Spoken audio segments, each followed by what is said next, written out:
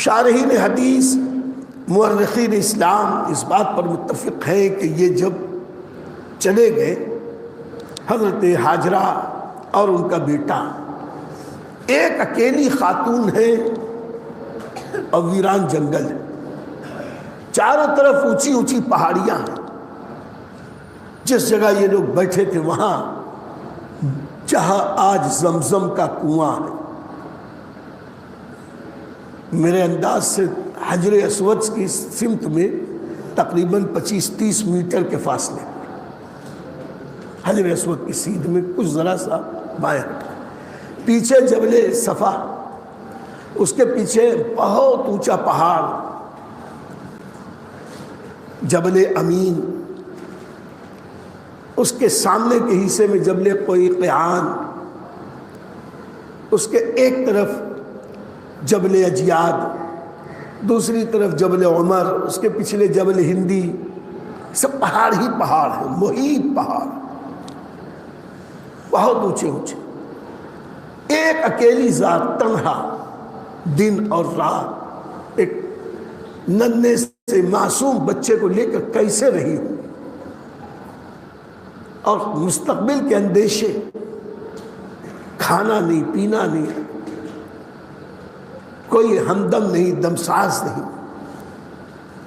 ایسی قید تنہائی کہ ہم اکیلے میں سوچ لیں تو رونگٹے کھڑے ہو جائیں۔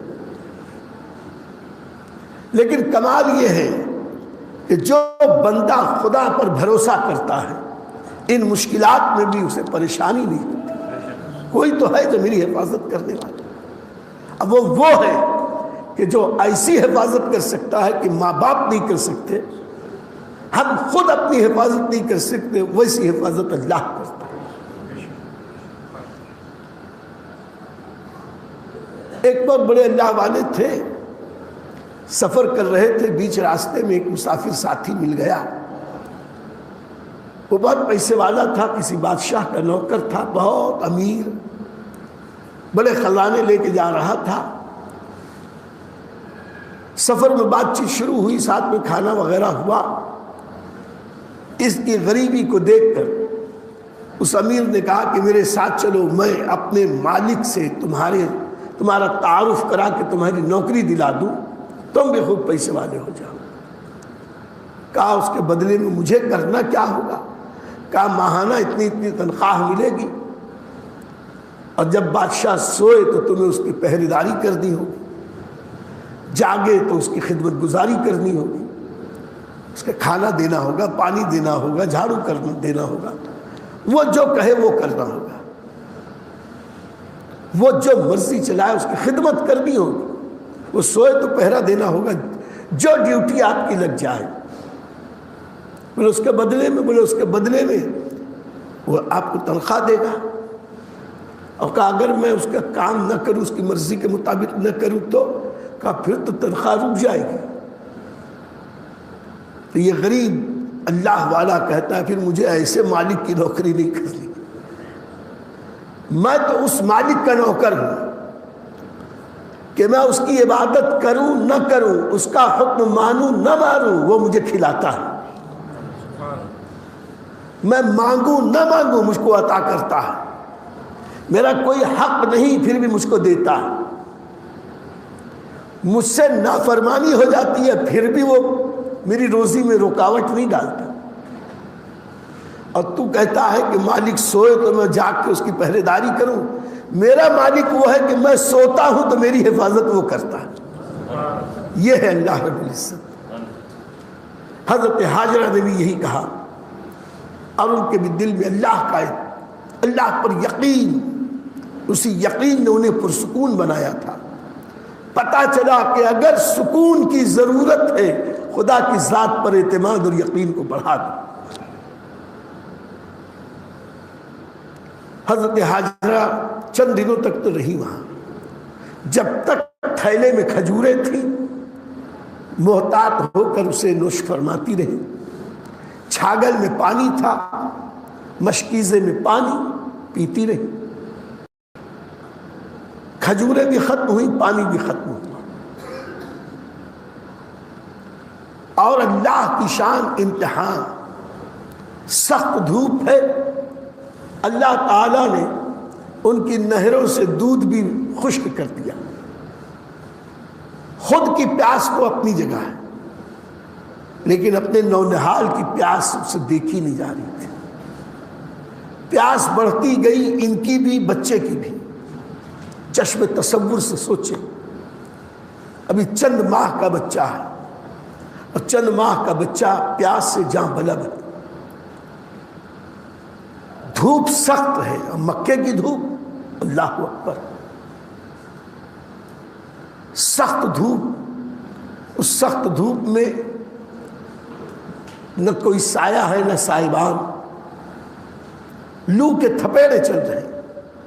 گرمیوں میں بھی آپ جائیں، رات میں 2-2 3-3 بجے بھی جو حرم میں بیٹھے رہے اور ہوائیں چلتی ہیں سے گرم گرم لو کے تھپیڑے چٹکے لگتے ہیں رات میں 2-2 3-3 بجے. چند ماہ کا بچہ بغیر آسرے بغیر سائے کے دھوپ میں پڑا ہو، ماں کتنا سنبھالے گی، کتنا لے گی. ہونٹوں پہ پپڑیاں پڑ گئی، سوکھ گئی، زبان سونکھ کر کاٹا. زبان مبارک نکال کے ہونٹوں پہ جس وقت وہ پھیرتے ہوں گے، حضرت حاجرہ کے دل پہ کیا گزرتی ہے. یہی وہ کیفیات تھیں بچے کی کہ ماں کو ایک بے چینی لاحق ہوئی، کاش تھوڑا سا پانی مل جائے، میں پیوں نہ پیوں میرا بچہ زندہ رہ جائے. ممتا کی ماری پانی کی تلاش میں ادھر ادھر دیکھنے لگی. ابھی تک تو ہمت بھی نہ تھی کہ کہیں جائیں. جاتی بھی کہاں، اس لیے کہ وہ تو دیکھ ہی رہی تھی کہ سینکڑوں میل کے سفر میں کوئی ایک آدم نہ آدم ذات کوئی تو ملا ہی نہیں، کوئی جانور کوئی پرندہ تک تو دکھا نہیں. ایسے میں یہاں کون ہوگا. لیکن جب پیاس کی شدت بچے کی دیکھی نہ گئی تو ماں کی ممتا اس طرح ابھری کہ کھڑی ہو گئی، اور ادھر ادھر نظر کی تو سب سے چھوٹی پہاڑی، بلکہ ایک ٹیلا، پہاڑی نہیں ایک ٹیلا تھا، چھوٹا ٹیلا، ان کے بالکل قریب نظر آیا. بس یوں سمجھ لو کہ 400-500 میٹر یا اس سے بھی، یہ بلکہ 100-125 میٹر کے فاصلے پر، 100-125 میٹر کا فاصلہ. یہ پہاڑی دیکھی تو سوچی کہ چاروں طرف تو بہت اونچے اونچے پہاڑ ہیں، لیکن یہ اس پہاڑ کے نکلا ہوا ایک کونا ہے، چلوں دیکھوں اس پہاڑ کے پیچھے، اس ٹیلے کے پیچھے شاید کہیں کوئی پانی کا سراغ مل جائے. وہاں سے چلتی ہوئی وہ پہاڑی پہ گئی، پیچھے دور تک نظر ڈالی، کہیں کچھ نہ دکھائی نہ دیا. پھر وہیں کھڑے کھڑے ادھر ادھر دیکھ رہی تھی تو دوسری طرف ایسے ہی ایک چھوٹی پہاڑی نظر آئی. سوچنے لگی کہ یہاں تو نہیں ہے، چل کے وہاں دیکھو. وہ پہاڑی، اس پہاڑی سے تقریباً 470 میٹر، یعنی قریب آدھا کلومیٹر دور ہے. اس پہاڑی کے لیے جب چلی تو یہ پہاڑی پر تھی، اوپر سے چلتی ہوئی نیچے آئی، لیکن ممتا کی ماری ہر قدم پر نگاہ بچے پر، ہر قدم پر نگاہ بچے پر. بچے کو کوئی تکلیف تو نہیں، بچے کو کوئی تکلیف تو نہیں. چلتے چلتے جب تک وہ پہاڑی پر تھی، حضرت اسماعیل علیہ السلام نظر آ رہے تھے. نیچے نشیب میں جب پہنچی، بالکل نیچے اس نشیب میں پہنچی تو بچہ دکھائی نہیں دیا. اب جانا ہے سامنے کی پہاڑی پر اور بچہ نظر نہیں آتا، تو ممتا کی ماری محبت میں ایسی از خود رفتہ کہ دوڑنے لگی، اور دوڑتے دوڑتے سامنے کے پہاڑ کی طرف جا رہی ہے. صرف اس لیے دوڑ رہی ہے کہ سامنے کچھ چڑھائی دکھائی دیتی، اور اس چڑھائی پہ چڑھوں گی تو بچہ دکھائی دے گا. جیسے ہی تھوڑی دور چل کے چڑھائی پر چڑھی، بچہ نظر آنے لگا. بچہ دکھائی دینے لگا تو اطمینان ہوا، میرا بچہ سلامت ہے، میرا اسماعیل سلامت ہے۔ پھر وہاں سے چلتی ہوئی وہ مروہ کی پہاڑی تک پہنچی، وہاں بھی دور تک دیکھا شاید کوئی قافلہ گزرے، شاید پانی مل جائے، شاید کچھ ہو جائے، کوئی انتظام ہو جائے، کچھ نظر نہیں آیا۔ سوچا کہ بہت دیر ہوئی، دیکھوں پھر اسی پہلی پہاڑی پر شاید کچھ دکھائی دے۔ ہمت نہیں تھی کہ اور دور جا کے دوسرے پہاڑوں پہ جائیں، کیونکہ بچہ نظروں سے اوجھل ہو جائے، اور شاید ان کے اندر اتنی سکت اس وقت نہ پائی جا رہی ہو کہ بچے کو لے کے یہاں وہاں دوڑے۔ تو پھر وہ دور والی پہاڑی سے نزدیک والی پہاڑی کے پاس آئیں، اور پہاڑی پہ جب تک وہ پہاڑیوں پہ رہی، چلتی ہوئی قریب تک آئیں، حضرت اسماعیل نظر آتے رہے، لیکن نشیب میں دونوں پہاڑیوں کے بیچ کا جو حصہ تھا وہاں پہنچی تو بیٹا پھر نظر نہیں آتا، پھر دوڑنے لگی، اور جب پہلی پہاڑی پہ چڑھنے لگی، بچہ جب جہاں سے دکھائی دینے لگا تو پھر دوڑنا موقوف کر دیا، چلنے لگی۔ اس طرح پہلے صفا پہ پہنچی، صفا سے مروہ، مروہ سے صفا، صفا سے مروہ، مروہ سے صفا، چلتے چلتے آخری چکر، 7واں چکر مروہ کا۔ مروہ پہ پہنچی تو ان کو ایک طرح سے مایوسی تو ہوئی کہ کچھ دکھائی نہیں دے رہا ہے، لیکن کچھ آواز آئی، غیبی آواز۔ تو حیرت، تعجب اور تجسس سے یہاں وہاں دیکھنے لگی کہ آواز کہاں سے آئی، کیونکہ نبی کے گھرانے کی تھی، غیبی آوازوں سے کچھ نہ کچھ تو کان آشنا رہے ہوں گے۔ سوچنے لگی یہاں تو نہ آدم ہے، نہ آدم زاد ہو، نہ ہو کوئی فرشتہ نہ ہو۔ پھر خود سے کہتی ہے کہاں ہم کہاں فرشتے۔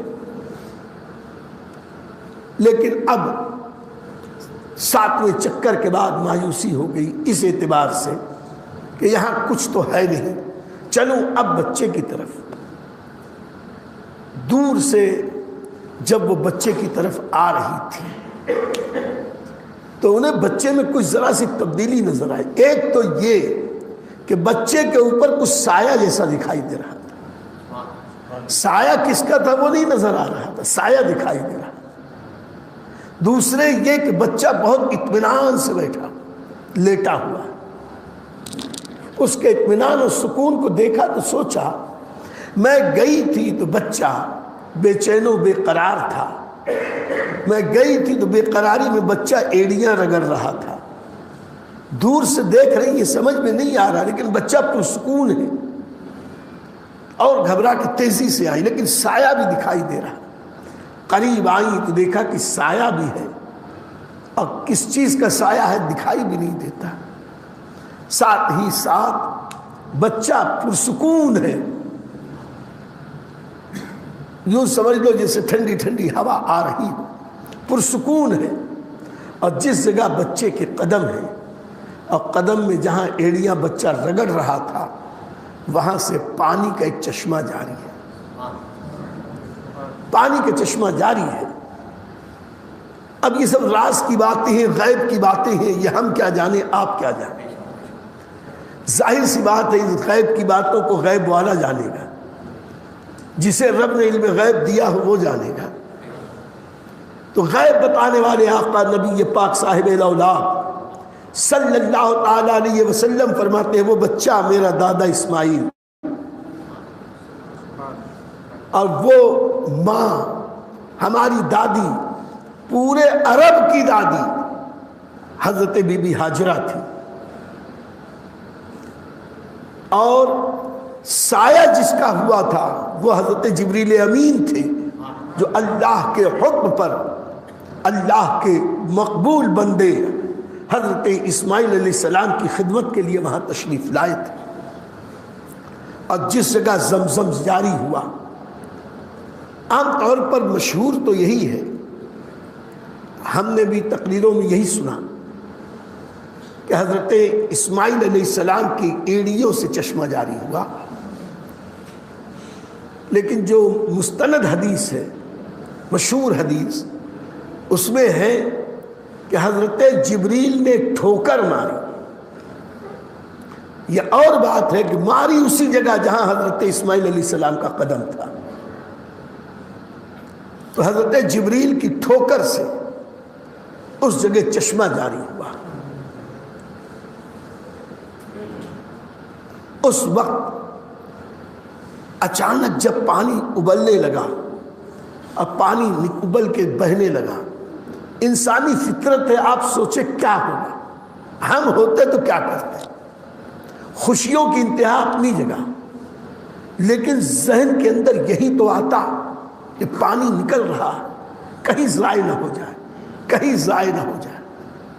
اور پھر آج کے ہم یا ہماری نسل کے، ہماری بات کی نسل کے، یہ جو نلوں سے پانی لینے والے، یہ کیا جانے پانی کی قدر کیا ہے. آج سے 100 سال پہلے خود ہماری والدہ وغیرہ جب 1-2 کلومیٹر دور سے رات میں 2 بجے سروں پہ مٹکے، سروں پہ ہنڈے رکھ رکھ کے پانی لے کے آتی تھی. پانی کی قدر ان سے پوچھے. اور پھر حضرت ہاجرہ تو کئی ہزار سال پہلے اس زمانے کی خاتون تھیں اور اللہ والی تھیں. پانی کی قدر کوئی ان سے پوچھے.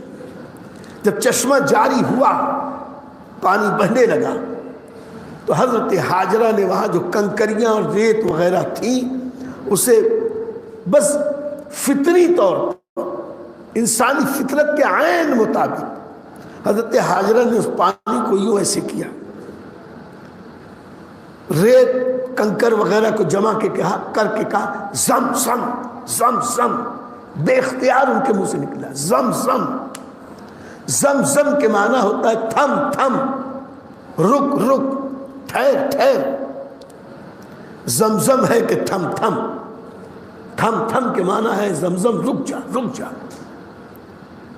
تو یہ جو انہوں نے لفظ کہا تھا زم زم، وہی اس پانی کا نام پڑ گیا جسے ہم اور آپ آج آب زمزم کے نام سے پکارتے ہیں. میرے دوستوں، آگے بڑھنے سے پہلے 2-3 باتیں یہاں عرض کر دیں. پیاری پیاری باتیں ہیں، اللہ والوں کی ہیں، اللہ والوں سے منسوب چیزوں کی ہیں. انشاءاللہ علم میں اضافہ بھی ہوگا اور میرا بھی علم تازہ ہو جائے گا. حضرت ہاجرہ، پہلے تو ان کے نام کی اہمیت سمجھ لیں. ہاجرہ لفظ بنا ہجر سے، جدائی سے. انہوں نے بھی ہجرت کی، جدائی ہوئی. پتہ نہیں کہاں کی تھی، اب مصر پہنچی، پھر مصر سے جدا ہو کے فلسطین آئی، پھر فلسطین میں بھی رہی، برسوں رہی. پھر اس کے بعد وہاں سے بھی ایک شوہر نامدار ملے تو وہ بھی اتنے کامدار اور جاندار، یعنی اللہ کے محبوب پیغمبر. خوشیاں چند دن ملی نہیں تھی کہ پھر ایک ہجرت ہوئی، پھر دوری.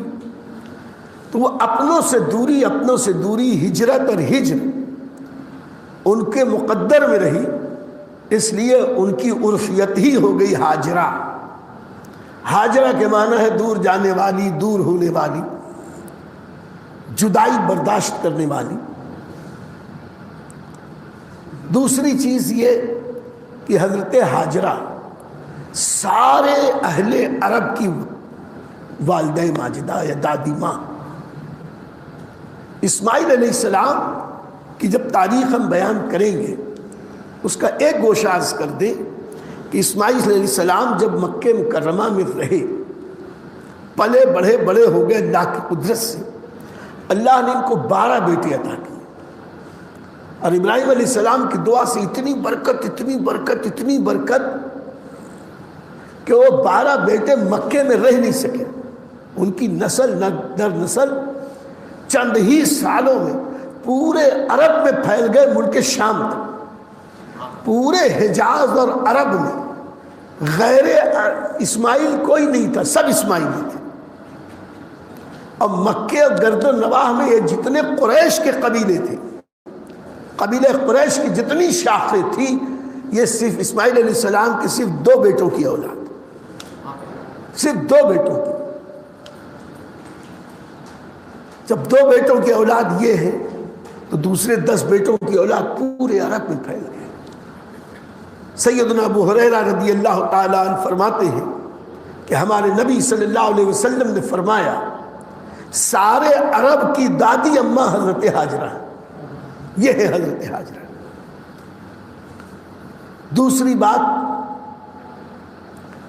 حضور اکرم صلی اللہ علیہ وسلم کی ایک حدیث غیب کی یہ باتیں بتاتے ہوئے کہ وہ خاتون جو 2 پہاڑوں کے درمیان دوڑ رہی تھی وہ حضرت حاجرہ تھی. جس کے لیے دوڑ رہی تھی وہ حضرت اسماعیل تھے. ان کے نو نہاد، ان کے لخت جگر، نور نظر. اور جس پہاڑ پہ پہلے دوڑی تھی، پہلے چڑھی تھی، اس کا نام تھا صفا. یہ جو تفصیل میں نے بتائی کہ تھوڑی دور نیچے آنے تک بچہ دکھائی دیتا رہا تو چلتی رہی، نشیب میں پہنچی کچھ دور، یہاں سے یہاں تک دکھائی نہ دیا تو دوڑی. پھر وہاں سے مروہ کی چڑھائی شروع ہو گئی، دکھائی دینے لگا بچہ تو رک گئی. یہ غیب کی خبر بھی نبی پاک نے ہمیں بتائی. اور اللہ کو یہ دوڑنا اتنا پسند آیا، اتنا پسند آیا، اتنا پسند آیا، اتنا پسند آیا کہ قیامت تک کے اہل ایمان کے لیے حج کا ایک رکن بنا دیا، عمرے کا ایک رکن بنا دیا. بغیر صفا مروہ کی سعی کیے عمرہ ہو نہیں سکتا، بغیر صفا مروہ کی سعی کے حج مکمل ہو نہیں سکتا.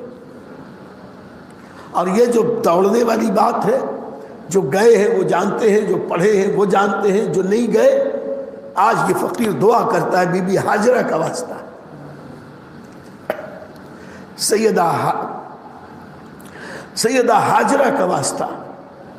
اللہ سب ہمارے بھائیوں کو حج مبرور کی توفیق عطا فرمائے، اسباب و وسائل مہیا فرمائے.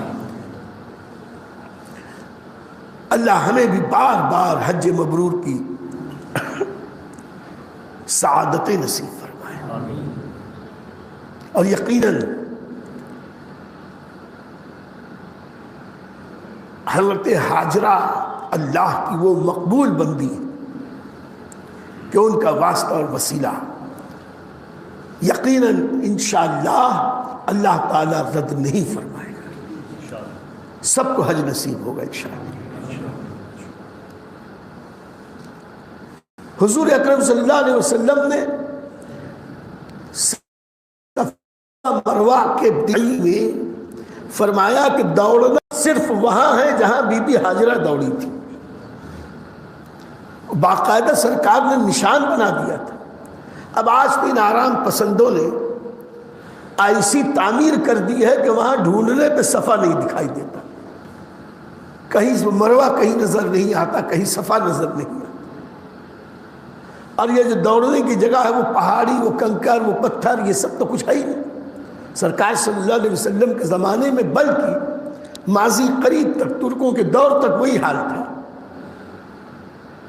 لیکن 1954-56 کے بعد سعودی گورنمنٹ نے اس کو ایسے ڈھنگ سے بنا دیا. اب تو ماربل اور اے سی اور قالین اور یہ اور وہ، اس سب کو چھوڑ دو. اب تو باقاعدہ وہ بچوں کے کھلونے جیسی گاڑی بنا دی. اب اس سے طواف بھی کرا رہے ہیں.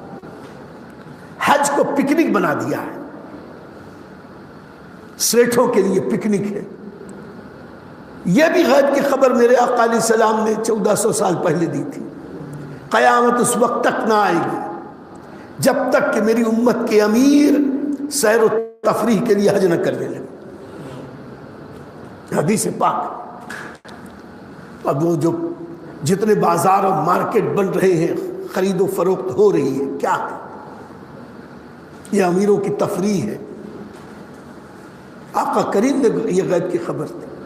میری امت کے امیر سیر و تفریح کے لیے حج کریں گے، متوسط طبقے کے لوگ بزنس کے لیے روپیہ کمانے کے لیے حج کریں گے، غریب بھیک مانگنے کے لیے حج کریں گے. اور ایک طبقے کے بارے میں کہا کہ وہ شہرت کے لیے حج کریں گے. لیکن حج اسی کا قبول ہوگا جو صرف اللہ کے لیے حج کرے گا، اللہ کی رضا کے لیے حج کرے گا. اللہ ہمیں بھی اعمال خیر کی توفیق عطا فرمائے، حسن نیت کے ساتھ عطا فرمائے۔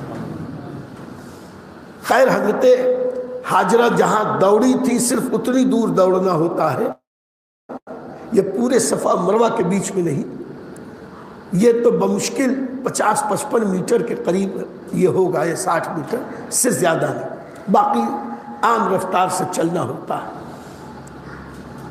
اور پھر یہیں پر یہ بھی سن لیں، غور کریں اللہ کو اپنے محبوب بندے کتنے پسند ہیں۔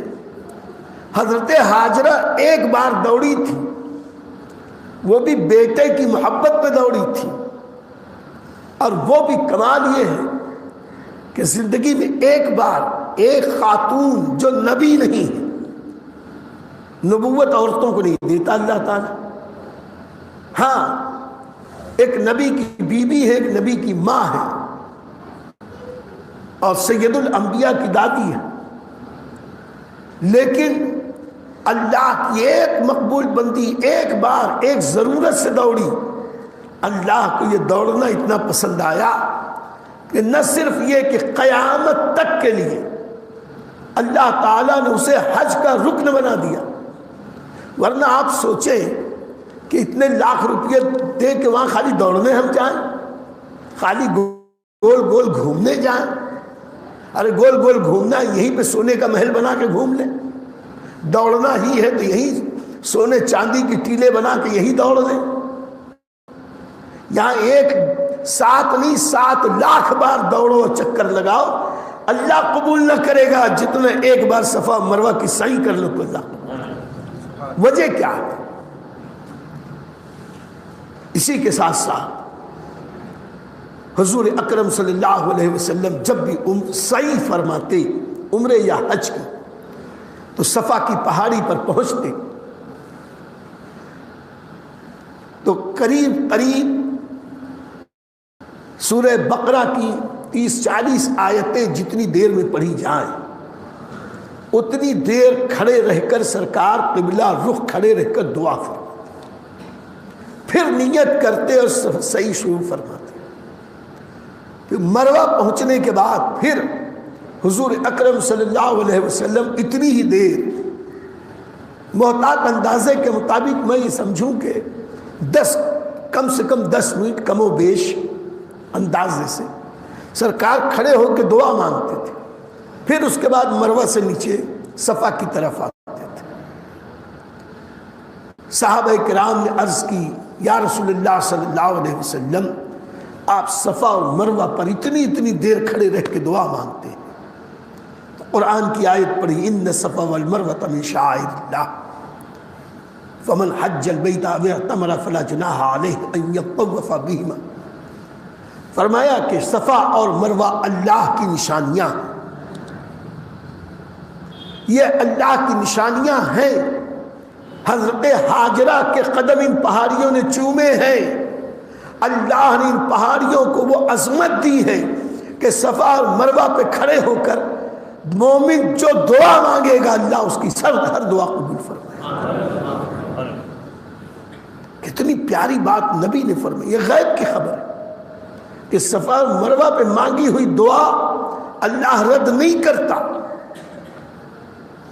ہمارے نبی سید الانبیاء جن کے دہن اقدس سے نکلی ہوئی بات، جن کی ہر بات وہ دہن جس کی ہر بات وحی خدا، اس دہن کی تراوٹ پہ لاکھوں سلام، اور عنایت کا جوڑا اجابت کا صحرا، دلہن بن کے نکلی دعائے محمد صلی اللہ علیہ وسلم۔ لیکن وہ امت کی تعلیم کے لیے صفا اور مروہ پہ جب سعی کرنے کے لیے پہنچتے تو کافی دیر تک صفا مروہ پہ کھڑے ہو کے دعائیں مانگتے۔ آج ہم لوگ صرف یہ سوچتے ہیں کہ جلدی جا کے بس دوڑ بھاگ گئے، ادھر کھڑے ہوئے ادھر کھڑے، اللہ اکبر اللہ اکبر، ایسے لگتا ہے کوئی چابک لے کے مار رہا ہے، جلدی کرو۔ یقیناً یہ شیطان ہے جو چابک لے کے پیچھے ہے، اس لیے کہ چاہتا ہے جلدی جاؤ مارکیٹ میں جا کے وقت برباد کرو۔ اور نبی پاک کا فرمان یہ ہے کہ اطمینان اور سکون سے